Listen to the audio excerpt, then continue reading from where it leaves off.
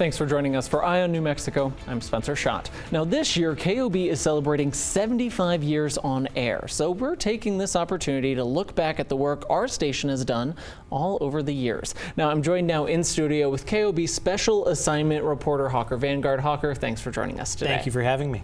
So this year we put together the 75th anniversary special, Growing with New Mexico. What was the conversation like to start this whole project? The conversation started probably 5 years ago when we were looking at our 70th anniversary, because that was a pretty big milestone for us at that point. But we kind of put a feather in that and we said, let's celebrate it, we'll mark the moment and kind of do a blowout for the 75th. So it's been the past 5 years of looking at what we had, seeing what we could turn into a special, and just little by little collecting, interviews, people who wanted to talk, and really just trying to condense everything down as much as we could.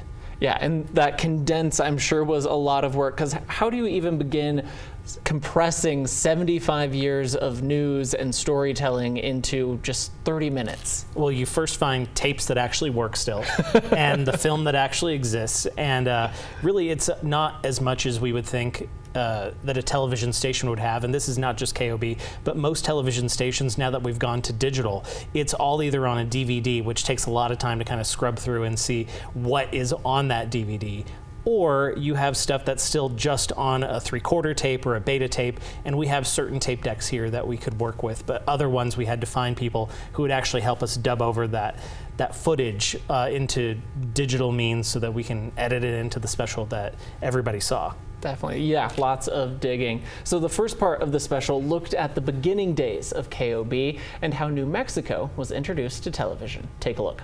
Today the guns are silent. Echoes of World War victory pulsed through the airwaves and the minds of New Mexicans in the late 1940s. As dust settled on the battlefield, a clear picture emerged: the future of storytelling. Local television news was born.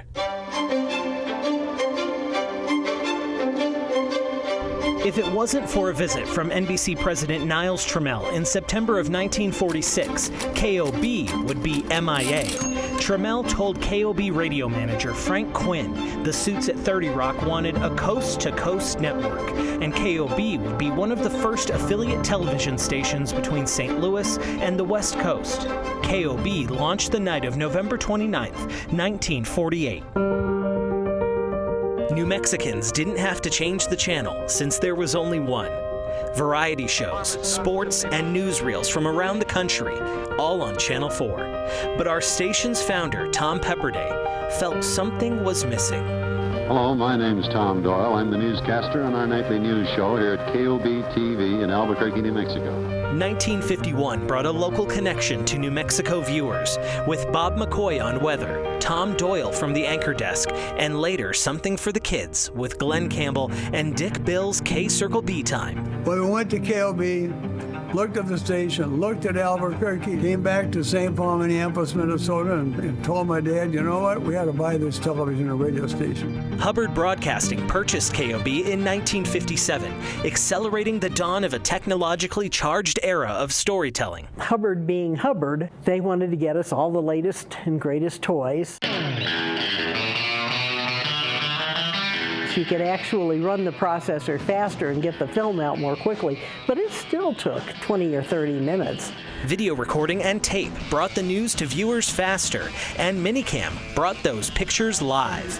To get the signal on the air, you beamed it up to the crest, and there was an engineer, and you actually literally had to pull the plug out of here and plug it into there. When the news reached further than the Sandia transmitter, telling the world's stories became difficult, especially during times of international conflict, like the night Saigon fell. I was running back to the newsroom and literally ripping copy off of the teletype and running into the studio and handing it to the anchor who was reading it cold on the air. It was the conflict and the upheaval of what we knew as normal in the 1970s that embodied a shift in society and in the newsroom. When I was hired, I was one of only 2 full-time women in the news department. By the time I left, the reporting for it was probably 50-50. It was a very rapidly changing era.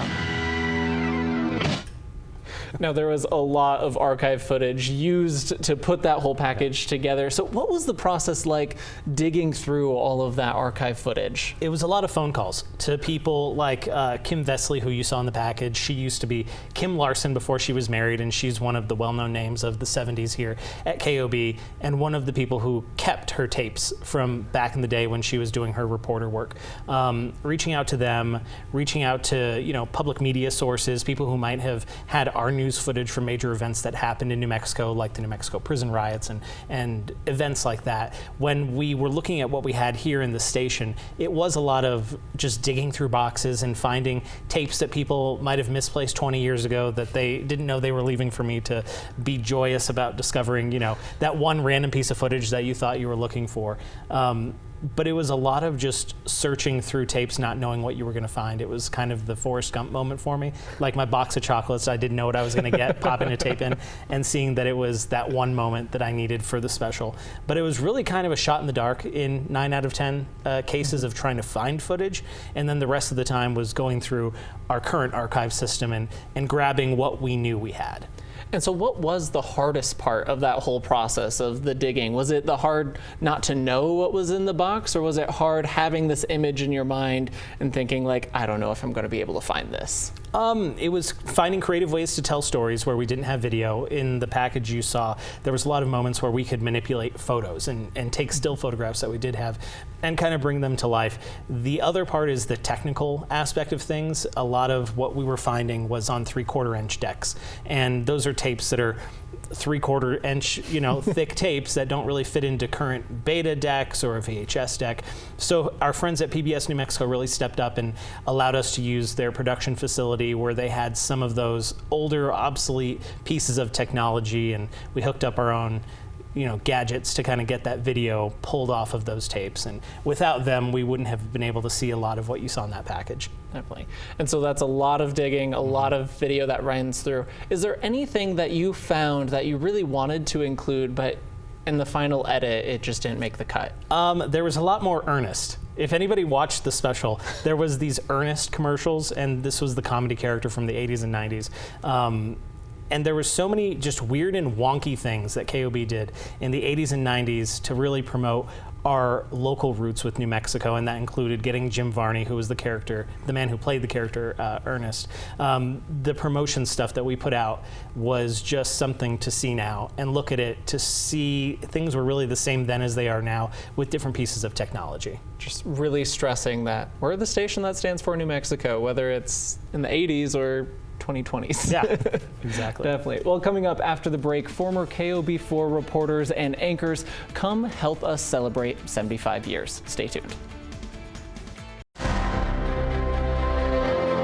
Checking in from New York City. Greetings, New Mexico. It's Greg Mocker. It's been more than 20 years since I worked at Channel 4 here in New York. I'm surrounded by taller buildings and more crowds, but I often think of the sandias and the open views and beautiful sights. I remember the people. I covered a lot of neighborhood stories. I learned to be curious there and celebrate culture, to have an honest conversation over a good meal. It's still green chili for me. One of the stories that I remember most was the reconstruction of the Big I. I remember looking at the details, learning to talk to the people involved. I still sit in a lot of traffic here, and I certainly remember my New Mexico views.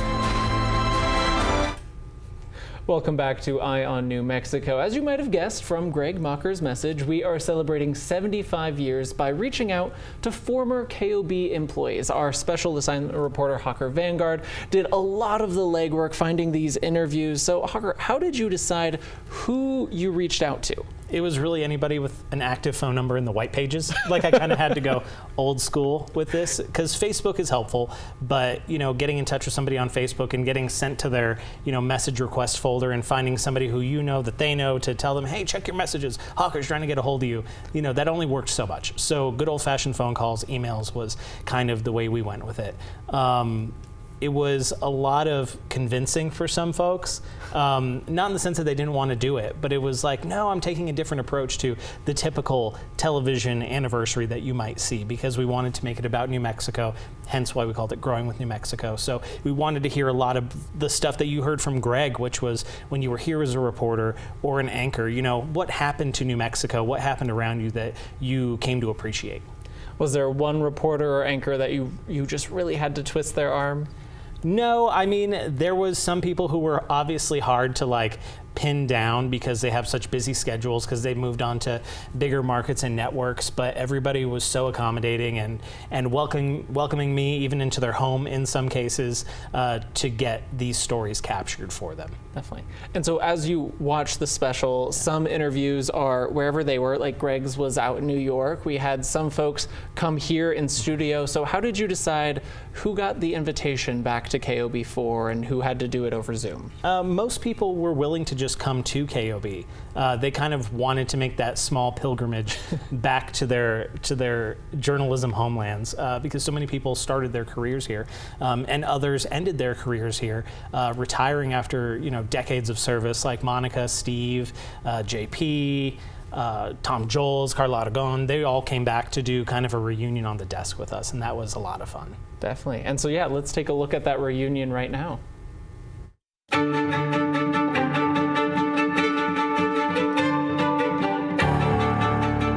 The way journalists tell stories is unique. It's like a fingerprint.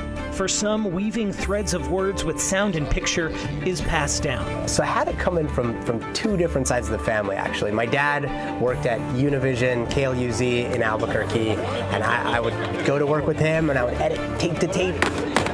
For others, it's a passion for progress in New Mexico. But what also makes it really beautiful is its potential. Our eyes have always been aimed sky high, whether it was a space shuttle landing at White Sands or a Virgin starship blasting off. I remember when Richard Branson came down and said, yeah, we're going to go to space from here in the New Mexico desert. And we thought, what? When? I saw a lot of film growth while I was there. Netflix expanded while I was in New Mexico. NBC Universal expanded. Hollywood set up shop too. Studios focused on building our local economy to support productions. But it really started with people that were putting the infrastructure in place to be able to make Albuquerque a friendly spot for people who wanted to produce films there, who wanted to start businesses. To be the people who you look to for information.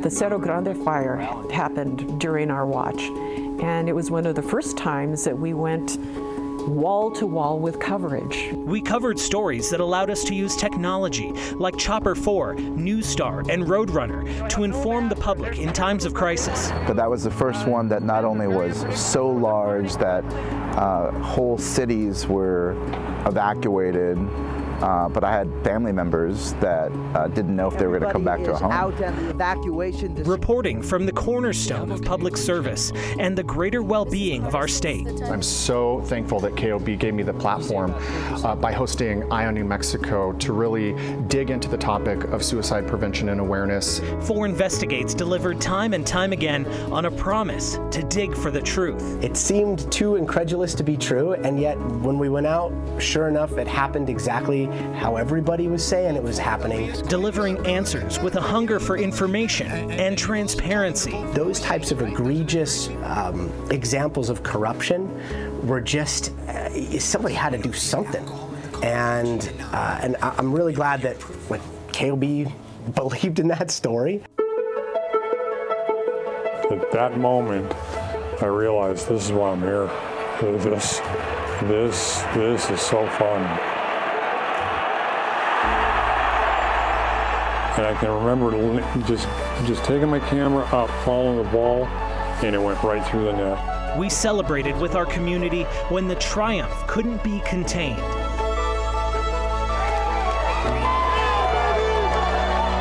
We continue to encourage the next generation of journalists and embrace new technology, guaranteeing someone will always be there to tell your story. I truly believe that we need to learn from younger people the way they communicate to each other and try to connect with them on that level. Now, we heard from a lot of big names there. What type of hoops did you have to jump through to get some of those interviews? It was really more so the technical problems. And when I say problems, I mean the day-to-day life of an